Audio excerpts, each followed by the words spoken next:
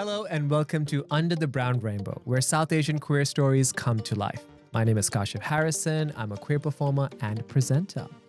Today on the show, I have someone that I feel the story is going to be a bit more bubbly. It's going to be fun, but it's also going to be super queer because clearly you are watching a queer podcast. Come on. But before going ahead, I do want to let you know that this podcast is proudly presented by Tricon Australia. So don't forget to give us a follow our Instagram account, follow us on socials, follow the podcast on Apple, Spotify, or wherever you get your podcast from. So now let's welcome our next guest, Tara Chandran. Oh my God. Okay, I need to get this right. Malaysian-born bisexual woman. I've never said that out loud. You're an eldest daughter, now living openly with your wife and kids. I'm not going to say what species they are, but I'm just going to get with kids. Tara, welcome to Under the Brown Rainbow. Thank you so much. So excited to be here. Yes, and spill some chai. It's so lovely to see. Can I just say that as a South Asian queer man, I just love when South Asian queer women come out and talk, because we need those voices. I see all those woman empowerment speeches going on. I see women gathering for women. But when I see South Asian queer people out there, there's less women out there, I feel, and I just want more of them. Not that I want every girl to be lesbian, but come on, you can be. Oh, okay.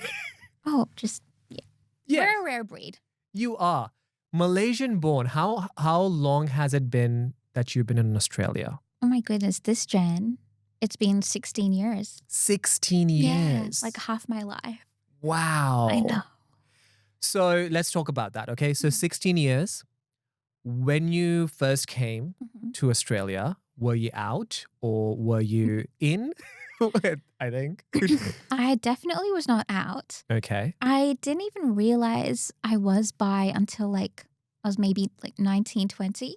So for the longest time, I knew I was attracted to guys, but I didn't realize I was attracted to girls. I just found them really beautiful. And I thought it was normal to just stare at pretty girls. Yes. It wasn't until I was in uni when people were like, Tara, that's kind of fruity. And I was like, what do you mean? Girls are so hot. And they're like, yeah, but we don't want to stare at them all day. And that's when it clicked. I was like, I'm not straight.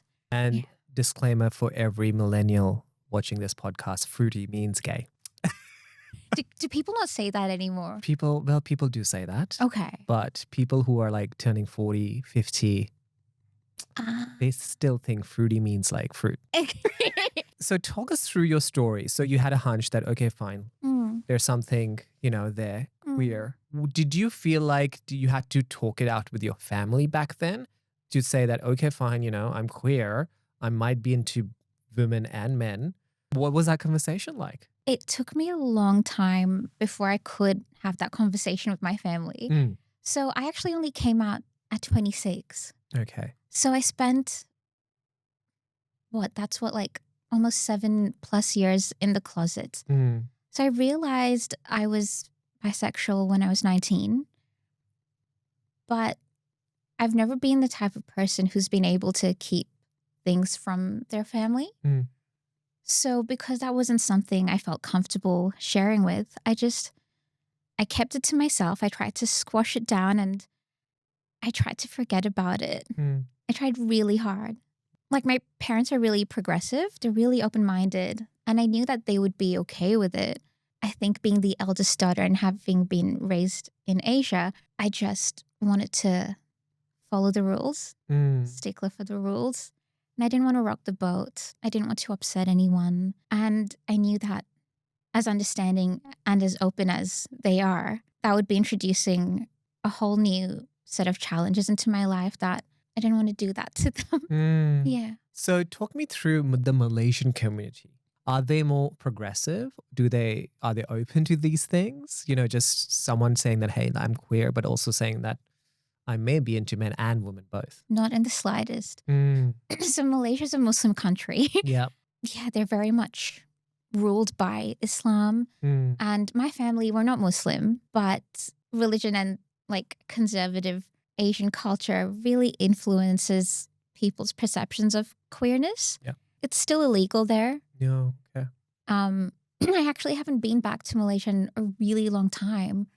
I know that Malaysia as a country has made progress, but something that's so near and dear to my heart, one of the biggest parts of me, I can't hide it, I can't deny it, knowing that it's illegal, the place I call my home.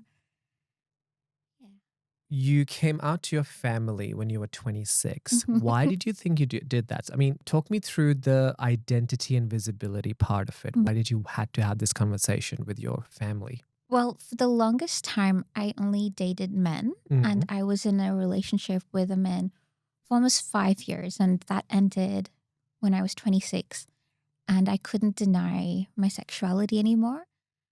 And I thought, okay, I'll see how this goes. Maybe I'll still end up with a man. I don't know. But then I realized I didn't want to restrict myself that way. By then, I had moved out of home. I had been living out of home for a few years. And I felt comfortable enough in my own skin. And I thought, you know what? No matter what happens with my family, I can still leave. Like, I don't have to like be with my parents and to witness like their full reaction. And I was really grateful because it was a bit of a shock to them, but I didn't have to like deal with any of that. That's what you like. Just stay away from the drama. Exactly. And I don't like to keep things. I can't do that. I think it's a bit of a flaw of mine that I'm almost too honest. It's not something I'm ashamed of. I love this about myself, and that's the whole truth. Yeah. Yeah. Part of me knew that they would be okay with it eventually, which they are. I just didn't want to hide it. And I didn't feel like I needed to. What do you think has changed within the queer community in Australia from when you came to, back in 2010? Gay marriage is legal. Hey, yes. Oh my God. Yes. That was really big. I remember voting yes in the plebiscite. And I remember thinking, I don't know why this means so much to me, but it really does. I thought I was just a really strong ally. Little did I know, I was voting yes for my own marriage. So that's changed. And now there's so many more queer POCs. Like before this, queerness was like a privilege reserved only for white people. That's how, I perceived it anyway. And now queerness is so culturally diverse. And I really love that. When did you first feel that I can breathe here? I remember the first time I felt like I could breathe freely. It was in uni. So I went to Western Sydney Uni. Yep. I was at the Campbelltown campus. High school was really rough. I did the last 3 years of high school here, and kids thought I was the biggest weirdo. But then by the time I got to uni, because uni's so much bigger and there's so many more different types of people, I wasn't the odd one out anymore. I was, I was just another person, and I was interesting, and all of my differences were celebrated. But I really felt like I could breathe when I found the queer room on campus. It's literally just called the queer room. Wow. Yeah. And it was really funny because we all had student cards, right?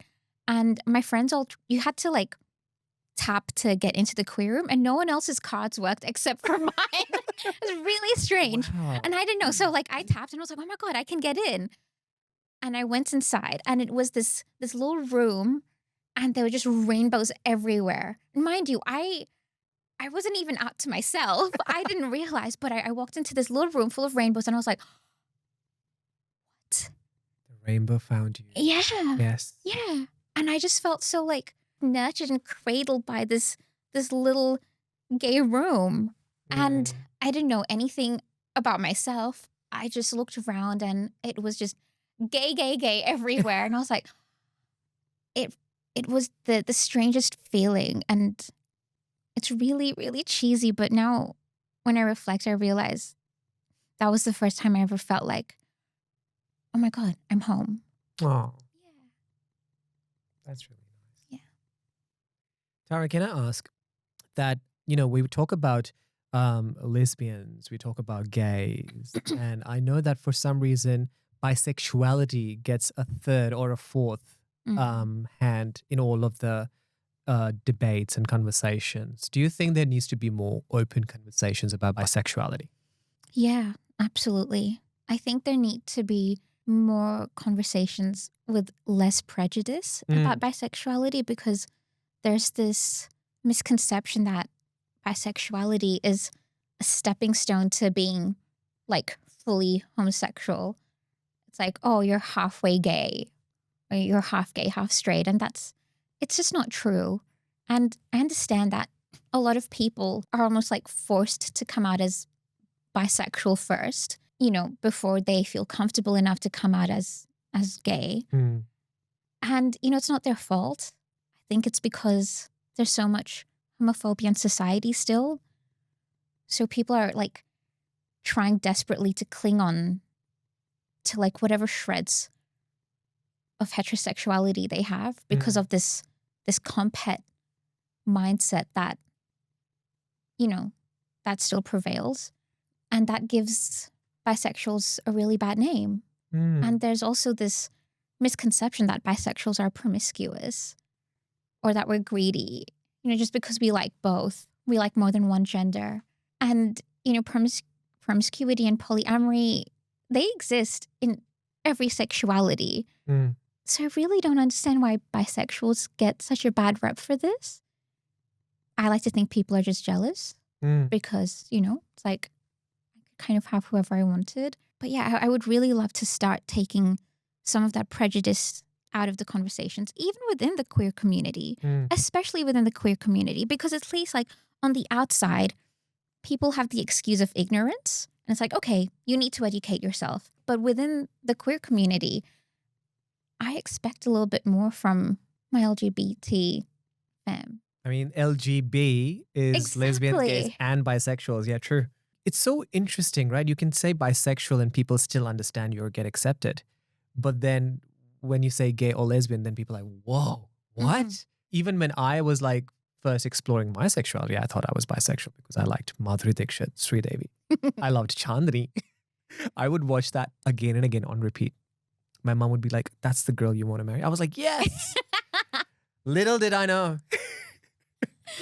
I was just getting gay. See, you, eldest daughter of the family. Yeah. So many expectations, right? Yeah. It's like, and if I'm being very honest, I think because a Malaysian community is also, falls under the South Asian part, which means you have the same values as well, like Indian, Pakistani, or any other community would be. And when you had this conversation that, hey, listen, I'm actually going to marry a girl. Whoa. Yeah. Talk us through that conversation. Oh. By the time I was getting married, I had already been out for a few years and my parents had met my now wife. So they were more or less okay with it. But I think my dad thought it was more of a phase because Kelly and I, we were living together by then. And I remember one day he said to me, he's like, Tara, what is this nonsense? I was like, what nonsense? This is my life. This is my life partner. So, that was really hurtful. But I was lucky enough that I was able to, take some distance from my family. I think as daughters especially, we feel this immense pressure to like be the carers. And there's this like unspoken thing with my family that I'm kind of like the main care and I take care of everyone's emotional needs and everything like that. And kind of like the family therapist, whether I want to be or not, I just am. So I had to kind of shed those external expectations and just put myself first, because now it wasn't just, I didn't just have to think of myself. I also had to think of this new family that was forming. And, I thought to myself, I would do anything for my little family. I want to protect my little family. It was just the two of us. But taking that distance was really important. It also helped my parents. It gave them time to get used to me being queer and being with a woman. They never liked any of the guys I dated anyways. Like none of the boys ever even came close to what my parents wanted for me. But Kelly, she's also the eldest daughter from an Asian family, and she's also a Virgo. We're both Oh, Virgos. wow. Yeah, so like, we're both like type A, go-getter, perfectionist type people. And they just saw how well our personalities match. And I think they kind of understood that the type of life that they wanted me to have, I was going to have that with Kelly. And then came the kids. Yes. Which are, by the way, Cats. All I feel is like gay families have their pets as kids and then come kids. Have you thought about kids? Absolutely. Wow. Yeah, of course. Okay. Just out of curiosity, would you like a girl or a boy? You mean like gay son or thought daughter? No. Sorry. That person can be anyone. Because usually I think gay men love daughters. I love a daughter. I would love to have a daughter. Because then you can like dress her up as a little I baby. can play with her, Frozen, do the tutus. You can do that with a boy as well. Yeah. No, not really. Okay. He has to be it's like just like, yeah. No, not even manly, but it's just like, I feel, no, genuinely, I just feel like boys are cheeky. I'm teasing. Boys are cheeky. My nephew, he's cheeky, but I love him. But he's a very cheeky boy. Oh. My son, which is Otto, which is a dog, by the way. Cheeky, very cheeky. Can't deal with men. I feel like I can only deal with men as a partner. Really? That's not as a kid. Yeah, which is very, So what about you? It doesn't really matter to me. Like if I have a little girl, I would raise her to be strong female, raise her without fear. I was raised with a lot of fear. I would never do that to a little girl if I had one. And if I have a little boy, teach him to respect the women around him. So like either way, it's a win-win situation. The bigger question, the more challenging question is the donor situation. Oh, definitely. Yeah. I was going to say, how can we afford? Actually, there's a lot of Medicare-funded fertility clinics for queer couples. There you go. You did bring some piece of information. I love that. So you are thinking in future. Yeah, but not the distant future because we've hit our 30s. Yeah. Okay.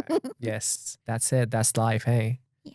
But when you were thinking of, your life as a queer person, did you have any inspirational figures who were bisexual women living together, Any icons that you were like, hey, listen, I mean, they're doing it. Or anyone that may have inspired you to make this life of yours? I mean, Sridevi and Madhuri are not bisexual, unfortunately. That you know of. Whoa. No, I didn't. There's queer icons whom I look up to, but no one really who kind of set the example for me that made me think, oh, I could have that. And I think that's why I kept like shoving myself back into the closet for so long. Like there certainly weren't queer people of color that I could look up to. I mean, I knew they existed, but it was so taboo. And for the people it wasn't taboo, they're all white people. I don't have that sort of white privilege. And I don't want it. I love all of my identities equally. I hope, someone out there sees me and they're like, oh. I was going to say that. Yeah. Now you're the icon. And it's big. It's big. This responsibility of coming out, talking your story about your sexuality, your journey is very important. Because one day you will be on a Zoom call or you will be on a invited to a talk where you will be talking and someone will say, hey, listen, growing up, I didn't see any person of color talking about bisexuality. And here you are. It will happen, of course. And that's my question as well, that let's say someone who is queer, who is going through that journey right now, they are in Malaysia and they are watching us. What would you tell them? A piece of advice, a resource that you can share? Look, safety comes first. If I was still in Malaysia, I don't know if I would be out. I know there are queer people out there. Personally, I wouldn't feel comfortable doing that. So safety comes first. And, if you try to make the rest of the world happy, you can't. Expectations will keep changing and keep rising. You're not selfish for wanting to choose yourself. It's really hard. I get it. It is so hard. Once you get over like that initial hump, the peace and happiness that follows is unmatched. And I know that people are really scared to search for happiness when they've never really felt it before. There's so many what ifs. But, you know, if you keep choosing yourself, you stay true to you, it will happen. You will get there. Tara, thank you so much for joining us under the brown rainbow. Thank you for I having me. absolutely loved talking to you. And I think I can talk to you for on and on and on. A lot of things. Yeah. And also give you more information about Madhuri Dixit. I need to educate myself. Girl doesn't know who Madhuri Dixit is. No. I'm sorry. I'm going to look her up after this. I promise. But thank you so much for coming and sharing your story, Tara. Lovely having you. Thank you so much. And there you go. This was me, Kashif Harrison, signing off from Under the Brown Rainbow, another episode. I hope that you enjoyed this conversation. If you did, don't forget to give us a follow on our socials. Subscribe to our YouTube channel if you're watching it on YouTube. Make sure you follow on Apple Podcasts, Spotify, or wherever you get your podcast from. And let the world know what we're doing here at Under the Brown Rainbow. This is me signing off.